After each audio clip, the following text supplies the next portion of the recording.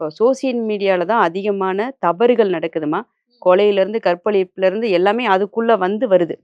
நீங்க அது நீங்க உள்ள போனீங்கன்னா, இன்னும் நெறைய இன்டீரியரா உள்ள போனீங்கன்னா, நாசமா போற பாதி பேரோட லைஃப் அதுலருந்து தான் கண்டிப்பா, ஸ்டார்ட் ஆகுது. கண்டிப்பா, கண்டிப்பா. இப்போ அத நீங்க தடுக்கணும் அப்படிங்கிறப்போ என்ன பண்ணணும்? அதாவது பேசிக்கா இப்படிதான் நம்ம நாடு, இப்படிதான் அப்படிங்கிறத விட, இதெல்லாம் நம்மளோட சின்ன சின்ன விஷயமா நம்ம பார்க்குறோம். நாளும் கடந்து போற ஒரு விஷயமா பார்க்குறோம். நோ! வாழ்வியலே இவ்வளதான். இதுக்குள்ள தான் இருக்கணும். இப்படிதான் எல்லாம் வரும். ஆனா நம்ம இத தடுத்து நிறுத்தணும். தண்ணி காட்டாற்று வெள்ளம் வருதுன்னா, அணை போடுறோம் பார்த்தீங்களா? லிமிட்டெட் தானே தண்ணி விடுறோம். ஏன் அந்த ஃபோக்கஸ எல்லா விஷயத்துலயும் கொண்டு வர மாட்டேங்கிறாங்க? எல்லா விஷயத்துக்கும் எனக்கு அணை வேணும். தடுப்புங்கிற ஒரு இடத்த நீ நிறுத்து. இப்ப இந்த ஆப் வருதுன்னா, யார் வேணாலும் பண்ண முடியாதும்மா. ஒரு ரிக்வெஸ்ட் போணும். அப்ப எங்களோட இதுலருந்து இது வருது அப்டின்னா, இத தடுப்பு சட்டம் ஏன் இல்ல? இப்போ பெரிய ஒரு அதிகாரி வீட்லயோ, இல்ல ஒரு அரசியல்வாதி வீட்லயோ இந்த மாரி நடந்துட்டா, இந்த மாரி அது ஒரு இஷ்யூவா மாறுச்சுன்னா, அது ரொம்ப பிரபலமா பேசப்படுது.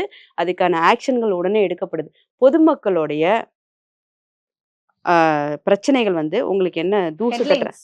தூசு தட்டுற மாரி ஆமா. விஷயமா? ஒரு நாள் செய்தி தான். அது ஒரு நாள் செய்தி ஒரு தான். நாள் செய்தி கூட இல்ல. ஃபுல் தூசு தட்டிட்டு போயிடுறீங்க.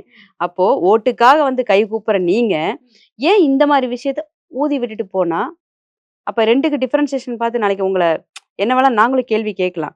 ஆனா அதுக்கு முன்னாடி எங்க வாழ்க்கைய நாசம் பண்ணிட்டு, இப்படி ஒரு சில ஆப்புகள் வர்றத தடுக்கிறதுக்கு என்ன பண்ணியிருக்கீங்க?